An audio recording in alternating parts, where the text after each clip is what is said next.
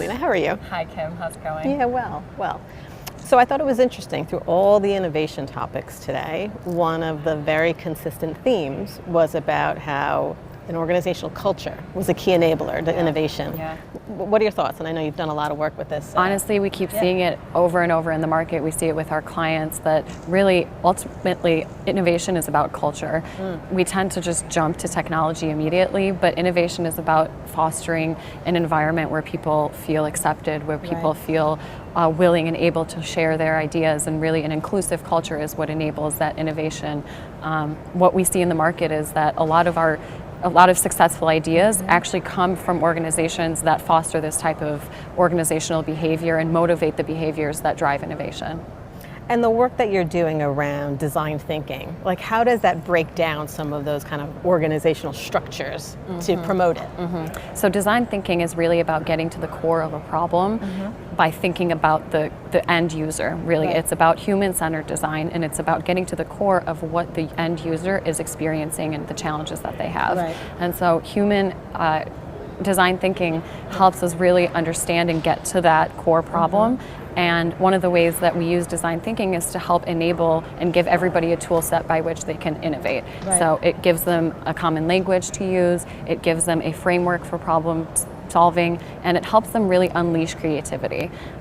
That's really what its focus is about. And then you hear a lot of people are struggle, whether it's trying to speak out when they're with their managers or with very senior folks. So how does this kind of help that? That's always a contentious point. So one of the things that we do when we initiate these design thinking sessions, whether it's internally, whether it's externally with our clients, or whether it's with a fintech partner, we ask them to come into our innovation sites and ask them to not introduce themselves with their title.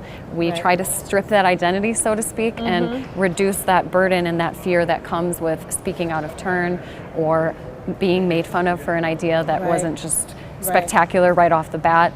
Oftentimes we need to reduce those barriers and make people feel comfortable, let people speak. Everyone wants to be heard, everyone has ideas, and in this day and age, they're expecting to be heard. Right, so you do that both internally with us at Protiviti, and then what, we bring clients in, or how does that work? That's right, so we do host design thinking sessions with our clients. We bring them in and we help them identify the challenges that they're facing. We help them with challenges that they already bring to us that they've identified, and we spend some time with them and go through some exercises to diverge on the problem, really understand where the core of the problem comes from, the stakeholders, and so we bring our clients in and we go through the entire spectrum of design thinking exercises to really hone in on where they want to go, first and foremost, where they believe their challenges lie, and how design thinking can help them get to that point and really innovate. Yeah, that's great. And then what about, so when the clients are leaving, what's that piece of advice you give them around kind of furthering enabling innovation? Along the lines of culture, really just never underestimate the importance of internal communications.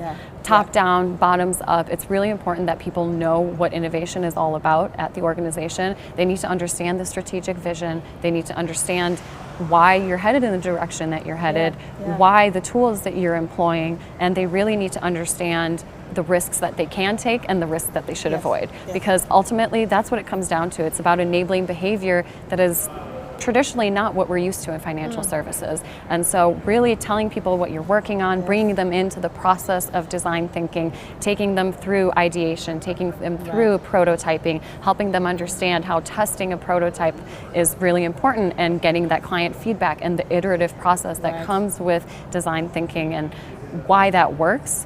That's really important to share that with the organization. So I'll say it again, internal communications is just really important. Well, thanks. That was really great. Thanks, Adelina. I appreciate it. Thanks, Kim. I appreciate you taking the time. Great.